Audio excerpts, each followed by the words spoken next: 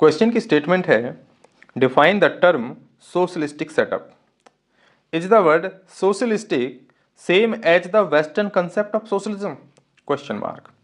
Is the economic liberalization opposed to the concept of socialistic setup? Question mark. ये आपको question दिया हुआ है और इसका तुम्हें आंसर लिखना है। अब इस क्वेश्चन का आंसर लिखेंगे कैसे?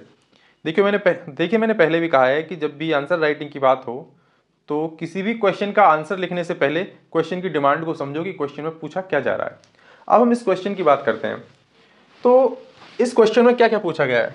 सबसे पहले वो पूछ रहा है आपसे सोशलिस्टिक सेटअप की डेफिनेशन क्या है। सोशलिस्टिक सेटअप की डेफिनेशन क्या है? जब हम सोशलिस्टिक सेटअप कह रहे हैं इसका मतलब बात हो रही है इंडियन सोशलिज्म की, बात हो रही है इंडियन सोशलिज्म की। अब दूसरी डिमांड क्वेश्चन की ये है कि हमारा जो सोशलिस्टिक सेटअप है उसका कंसेप्ट और जो वेस्टर्न सोशलिज्म है इन दोनों का कंसेप्ट क्या सेम है या अलग अलग है। और क्वेश्चन की तीसरी डिमांड ये है कि जो इकोनॉमिक रिफॉर्म्स हैं, जो इकोनॉमिक रिफॉर्म्स हैं, क्या इकोनॉमिक रिफॉर्म्स सोशलिज्म के कंसेप्ट को अपोज करते हैं? क्या इकोनॉमिक रिफॉर्म्स सोशलिज्म को अपोज करते हैं? क्या वो सोशलिज्म के कंसेप्ट के अगेंस्ट हैं? ये तीन क्वेश्चन है, तीनों आपको आंसर करने हैं। देखो एक बार आपने क्वेश्चन समझ लिया, फिर क्वेश्चन को आंसर करने के लिए जिस टॉपिक से क्वेश्चन पूछा जा रहा है उस टॉपिक पे आपके पास सफिशिएंट नॉलेज होनी चाहिए। अगर नहीं है तब भी आप आंसर नहीं लिख पाओगे। तो हम इस क्वेश्चन के रिगार्डिंग जो नॉलेज चाहिए उससे इसको डिस्कस करते हैं और देखते हैं कि इसका आंसर लिखा कैसे जाएगा, क्या क्या लिखना है आपको। मैं भी फॉर्मेट नहीं बता रहा हूं, मैं सिर्फ इतना बता रहा हूं कि आपको लिखना क्या क्या है। और फॉर्मेट बहुत सिंपल है। सोशलिज्म को डिफाइन कीजिए, बताइए वेस्टर्न सोशलिज्म से कैसे अलग है, और ये बताइए कि जो इकोनॉमिक रिफॉर्म्स है वो सोशलिज्म को अपोज करते हैं या प्रमोट करते हैं। तो सबसे पहली बात आ जाएगी सोशलिस्टिक सेटअप की। सबसे पहली बात आएगी सोशलिस्टिक सेटअप की। सोशलिस्टिक सेटअप की। सोशलिस्टिक सेटअप का मतलब है promotion of social justice. Promotion of social justice. It further means that a guarantee of minimum standard of good life. So, socialism or say socialistic setup further means that a guarantee of minimum standard of good life, minimum standard of good life for all. In Indian context, socialism means welfare. Welfare that provides equal opportunities for all. So this is the meaning or the definition of the Indian socialism. This is the definition of socialistic setup in India. अब हम बात करते हैं अपने दूसरे question की जिसमें पूछा गया था कि जो वेस्टर्न सोशलिज्म है और जो इंडियन सोशलिज्म का जो कंसेप्ट है क्या वो सेम है या अलग अलग है। अब देखो हम वेस्टर्न सोशलिज्म को डिफाइन कैसे करते हैं, पहले डेफिनेशन समझो। वेस्टर्न सोशलिज्म डिफाइन होता है in terms of state ownership of property. State ownership of property. State ownership of property. इसका मतलब individual property is not allowed. इसका मतलब private property is not allowed. अब ऐसा क्यों है? क्योंकि जो वेस्टर्न सोशलिज्म है that arose as a reaction to feudal setup, that arose as a reaction to feudal setup. feudal setup क्या है कि feudal setup में क्या होता है कि जो स्टेट के रिसोर्सेज हैं वो जो रूलिंग एलीट क्लास होती है उसके पास होते हैं, बाकी जो वर्कर्स हैं पीजेंट्स हैं उनके पास कुछ नहीं होता। तो फ्यूडल सेटअप में क्या है, जो स्टेट के रिसोर्सेज हैं they were concentrated in the hands of few and the masses were deprived even of basic resources. तो जो वेस्टर्न सोशलिज्म है that arose as a reaction to this deprivation. इसलिए वेस्टर्न सोशलिज्म में क्या है, private property का concept नहीं है। अब हम बात करते हैं इंडियन सोशलिज्म की। इंडियन सोशलिज्म, क्या इंडियन सोशलिज्म में प्राइवेट प्रॉपर्टी का कंसेप्ट है? The concept of socialism in India, the concept of socialism in India did not negate the participation of private players. Did not negate the participation of private players. यानी कि जो Indian socialism है वो private players के participation के लिए मना नहीं करता, that allows the participation of private player.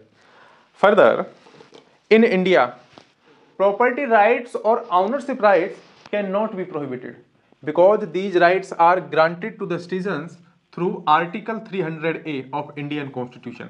और article 300A Indian Constitution का कहता है that no citizen can be deprived of his property without due legal procedure। So there is a clear difference between the Western socialism and the Indian socialism। Western socialism में क्या है, private property का concept नहीं है, और Indian socialism में क्या है, आप किसी की प्रॉपर्टी को, प्राइवेट प्रॉपर्टी अलाउड है, किसी की प्रॉपर्टी को without due legal procedure government क्या है, छीन नहीं सकती, ले नहीं सकती। अब एक पार्ट बचा इकोनॉमिक रिफॉर्म्स का, कि क्या इकोनॉमिक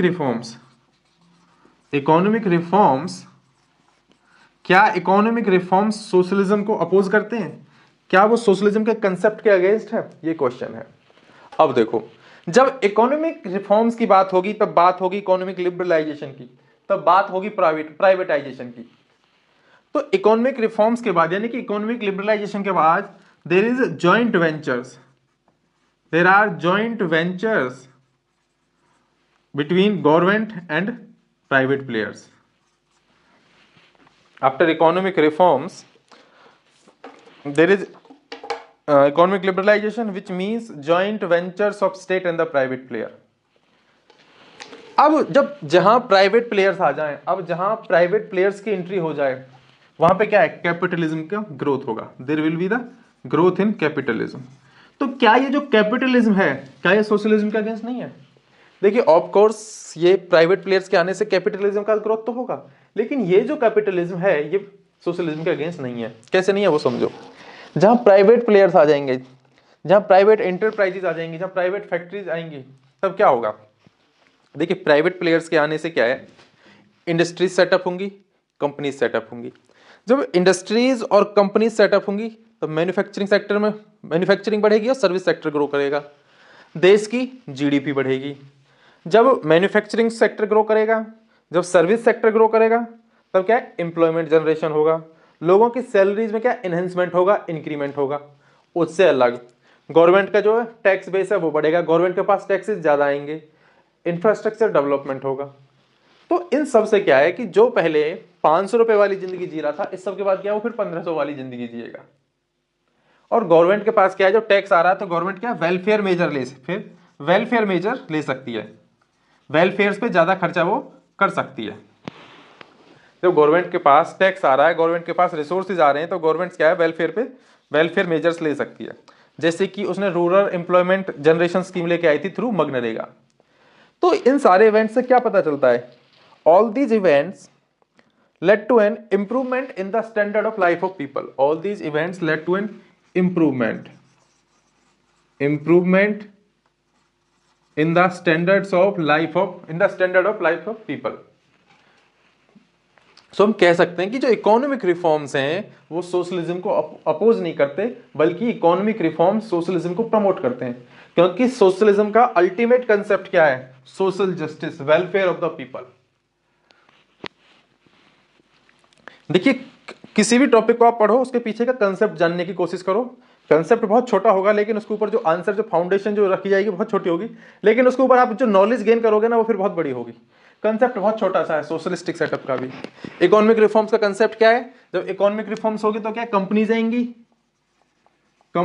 और कंपनीज क्या है, गवर्नमेंट को टैक्स देंगी, और गवर्नमेंट के पास जब टैक्स आएगा, गवर्नमेंट के पास जब पैसा आएगा, तो गवर्नमेंट क्या है, वेलफेयर मेजर लेगी, वेलफेयर मेजर। बस ये कंसेप्ट है इकोनॉमिक रिफॉर्म्स का। इकोनॉमिक रिफॉर्म्स हुए, प्राइवेट सेक्टर आया, प्राइवेट सेक्टर से क्या है, लोगों को एम्प्लॉयमेंट मिला, गवर्नमेंट के पास टैक्स आया, और टैक्स से गवर्नमेंट ने वेलफेयर मेजर लिया, और वेलफेयर में जब वेलफेयर हो रहा है तो इसका मतलब सोशलिज्म प्रमोट हो रहा है।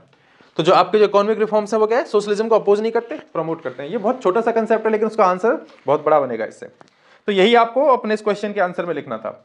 इस लेक्चर में बस इतना ही। किसी को कोई डाउट है तो बिंदास कमेंट सेक्शन में जाकर मुझसे पूछ सकता है। Thank you friends.